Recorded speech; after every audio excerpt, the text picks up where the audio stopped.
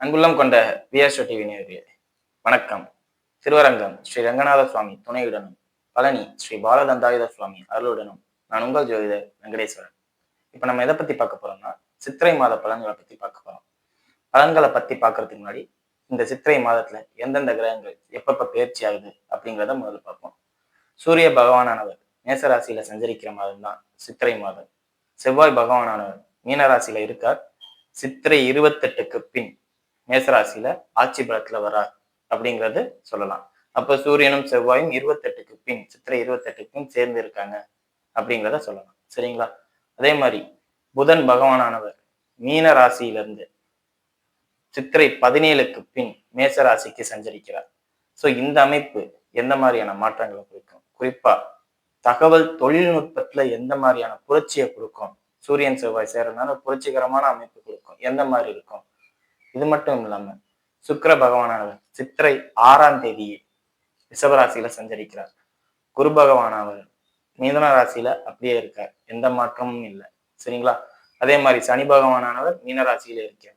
ராகு பகவானவர் கும்பராசியிலையும், கேது பகவானவர் மேசராசியில சிம்ம ராசியிலையும், சந்திர பகவானவர் 27 நட்சத்திரத்திலையும் இந்த மாசத்துல 12 ராசிகளுக்கும் போயிட்டு வருவார். அப்படிங்கிறதுல எந்த மாற்றமும் இல்லை. ஸோ இதுதான் இந்த காலகட்டத்தோட கிரக பெயர்ச்சி காலகட்டங்கள். கிரக இணைவு நடக்கிறதுன்னு பார்த்தோம்னா சூரியன் புதன் செவ்வாய் இணைகிறாங்க.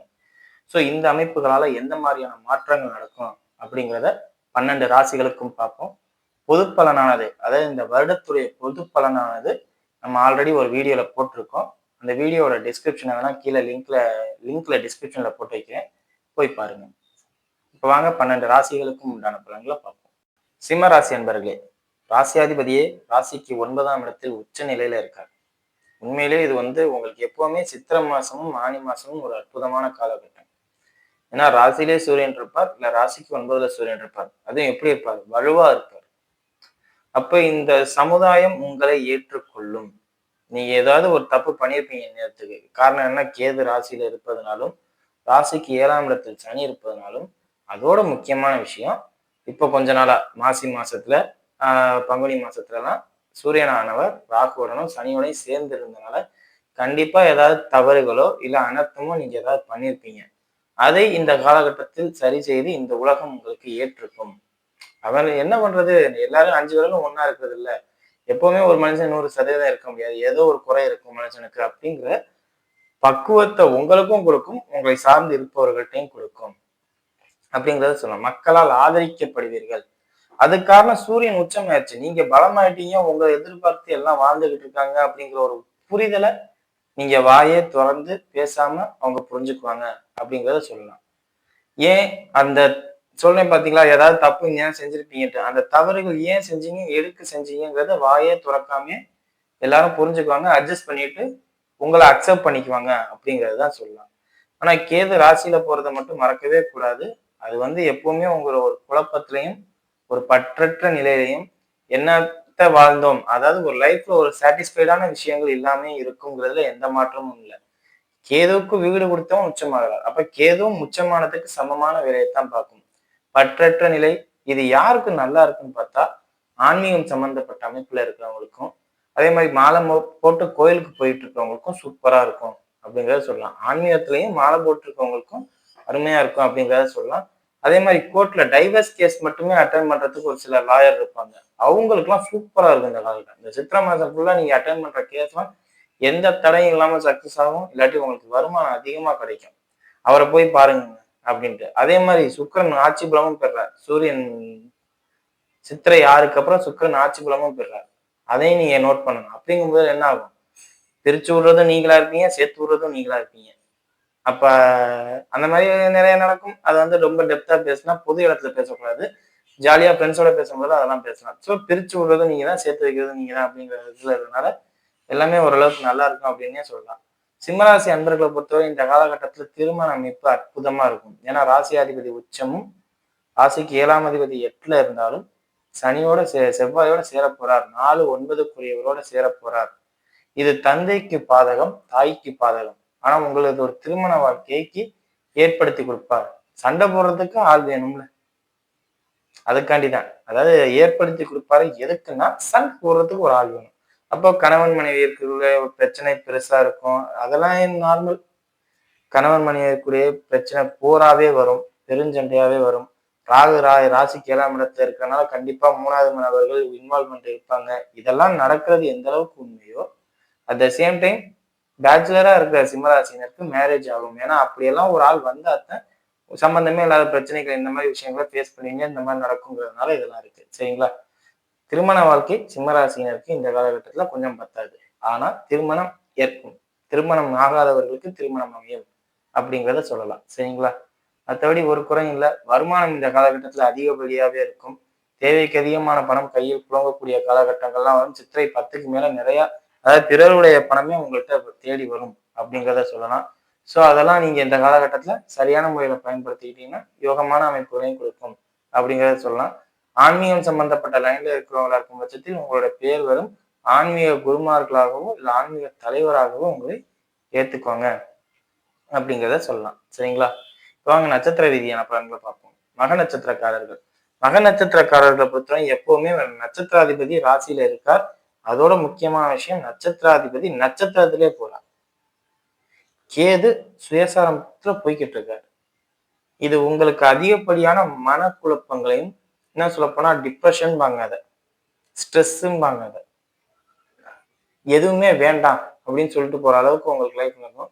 திருமணமானவர்கள் கணவனா இருந்தாலும் சரி, மனைவியா இருந்தாலும் சரி, அமைதியா இருங்க. சிம்மராசினர் ஆண்கள் வீடியோ பார்த்தாலும் சரி, பெண்கள் வீடியோ பார்த்தாலும் சரி, மனைவியிடனும் கணவனிடம் ரொம்ப அமைதியா இருங்க. அவங்க என்ன தப்பு வேணாலும் பண்ணட்டும், வேடிக்கை பாருங்க. காரணம் என்ன?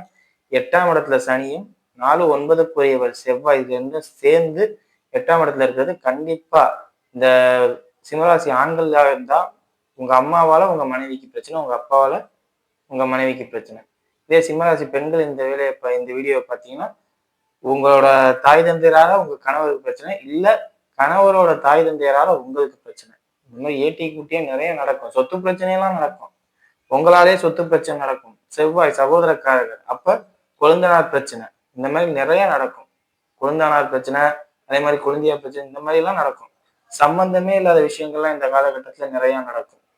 ஸோ எல்லாத்தையும் முடிஞ்ச அளவுக்கு அமைதியா இருங்க. ராசியாதிபதி உச்சம் நான் இல்லைன்னே சொல்லலை. ஆனா கேது உங்க நட்சத்திராதிபதி, கேது ராசியில நட்சத்திரத்திலே போய்கிட்டு இருக்காரு. அப்படிங்கும் போதுல நிறைய பிளவுகள் உங்களால நடக்கும். நீங்க நிறைய பேரை பிரிச்சு விடுவீங்க. சமயத்துல உங்களுக்கே இதெல்லாம் நடக்கலன்னா ஆப்ரேஷன் நடக்கும். அதுவும் குறிப்பா தலைப்பகுதிகளிலே ஆப்ரேஷன் நடக்கும் அப்படிங்கிறத சொல்லலாம். இல்லாட்டி ஏதாவது உங்க தந்தைக்கு பெரிய லெவல்ல பாதிப்பு, ஆப்ரேஷன் பண்ற லெவல்ல, அதுவும் குறிப்பா ரத்தம் கெட்டு போச்சுன்னோ, எலும்பு சம்பந்தப்பட்ட அமைப்புகளாலேயோ, இல்லாட்டி பல் சம்பந்தப்பட்ட அமைப்புகளாலேயோ ஏதேனும் ஒரு பெரிய பாதிப்பு உங்க தந்தைக்கோ இல்லை உங்களுக்கோ கூட வரலாம். அதனால கூட ஆப்ரேஷன் நடக்குது அப்படிங்கிறதே சொல்லலாம். ஸோ ரொம்ப ரொம்ப மக நட்சத்திரக்காரர்கள் கவனமா இருங்க அப்படிங்கிறது தான் சொல்லுவேன். சூரியன் உச்சமா இருக்காருங்கிறத நம்ப வேண்டாம். உங்களுக்கு நட்சத்திரத்துல கேது போகுது, அதை மட்டும் ஃபோக்கஸ் பண்ணுங்க. சரிங்களா? அடுத்தது பூர நட்சத்திரக்காரர்கள். இந்த சித்திரை மாசத்தை அனுபவிக்க பிறந்தவங்க. காரணம் என்ன? சித்திரை யாருக்கு அப்புறம் சுக்கிரன் ஆச்சு. ராசியாதிபதி சித்திரை வரும்போதே உச்சம். எல்லாமே தேடி வரும். கையில கொண்டுட்டு வந்து கொடுப்பாங்க. இந்தாங்க வச்சுக்கங்க, நீங்களே செயல்படுத்திக்கங்க அப்படிங்கிற மாதிரி. ஸோ இந்த அளவுக்கு ஒரு பாசிட்டிவான விஷயங்கள் இருக்கும்போது நீங்க எதை பார்த்தும் பயப்பட தேவையில்லை அப்படிங்கிறத சொல்லலாம். சரிங்களா? அதே மாதிரி நிறைய குடைச்சல் வரும். ஏன்னா அந்த குடைச்சலுக்கு காரணம் 8ல இருக்க சனி செவ்வாய். சரிங்களா? மற்றபடி எந்த ஒரு பாதிப்பும் இல்லை அப்படிங்கிறத சொல்லலாம்.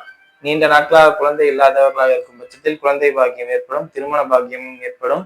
திருமணம் அல்லாத வேற ஒரு சில சந்தோஷங்களும் உங்களுக்கு கிடைக்கும். ஏன்னா 7ஆம் இடத்துல ராகு இருக்கிறனால எல்லாமே லீகலா கிடைக்குங்கிறதோட இல்லீகலா கிடைக்கும் அப்படிங்கிறத சொல்லலாம்.